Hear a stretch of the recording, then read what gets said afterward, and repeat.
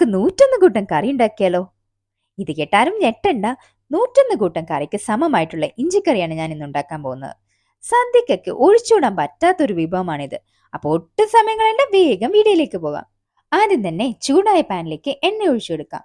വെളിച്ചെണ്ണയിൽ കറി വെക്കുമ്പോഴാണ് ഇഞ്ചിക്കറിക്ക് കൂടുതൽ ടേസ്റ്റ് കിട്ടുന്നത്. ഇനി എണ്ണ നല്ല ചൂടായി വരുമ്പോഴേക്കും നമുക്ക് അരിഞ്ഞു വെച്ചിരിക്കുന്ന ഇഞ്ചി ഇതിലേക്ക് ഇട്ട് കൊടുക്കാം.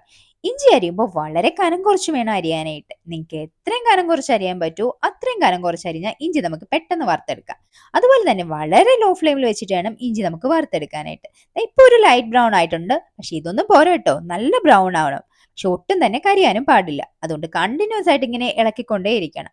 ഇപ്പൊ ഇഞ്ചി നന്നായിട്ട് വറുത്ത് കിട്ടിയിട്ടുണ്ട്. ഇനി ഫ്ലെയിം ഓഫ് ചെയ്ത ശേഷം ഇത് കോരിയെടുത്ത് വേറൊരു പ്ലേറ്റിലേക്ക് മാറ്റാം. എന്നിട്ട് തണുത്തതിന് ശേഷം മാത്രം മിക്സിയുടെ ജാറിലിട്ടിട്ട് ഒന്ന് ക്രഷ് ചെയ്തെടുത്താൽ മതി. ഇപ്പൊ നമുക്ക് എടുക്കുമ്പോൾ തന്നെ കൈ കൊണ്ട് പൊടിഞ്ഞു കിട്ടുന്ന ഒരു പരുവയില്ലേ, ആ പരുവത്തിൽ വേണം ഇത് വറുത്തെടുക്കാനായിട്ട്.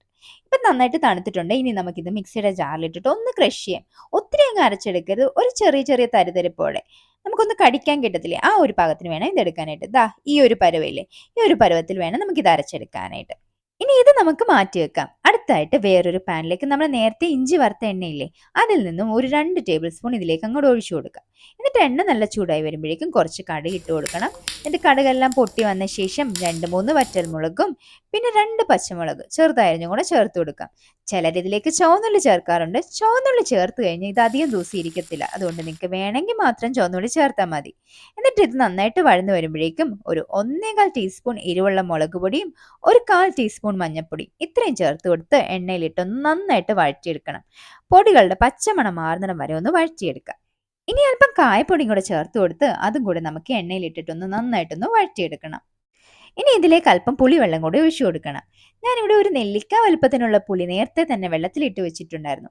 ആ വെള്ളം കൂടി ഇതിലേക്ക് ഒഴിച്ചു കൊടുത്ത ശേഷം ഇത് നന്നായിട്ട് തിളക്കുന്നിടം വരെ ഒന്ന് വെയിറ്റ് ചെയ്യണം. ഇത് നന്നായിട്ട് തിളച്ചു വരുമ്പോഴേക്കും നമ്മൾ നേരത്തെ പൊടിച്ചു വെച്ചിരുന്ന ഇഞ്ചി ഇല്ലായിരുന്നോ, അതും കൂടി ഇതിലേക്ക് ഇട്ട് കൊടുത്തിട്ട് നന്നായിട്ടൊന്ന് മിക്സ് ചെയ്തെടുക്കണം. എന്നിട്ട് ഇതെല്ലാം കൂടി നന്നായിട്ട് തിളച്ചു വരുന്നിടം വരെ ഒന്ന് വെയിറ്റ് ചെയ്യാം.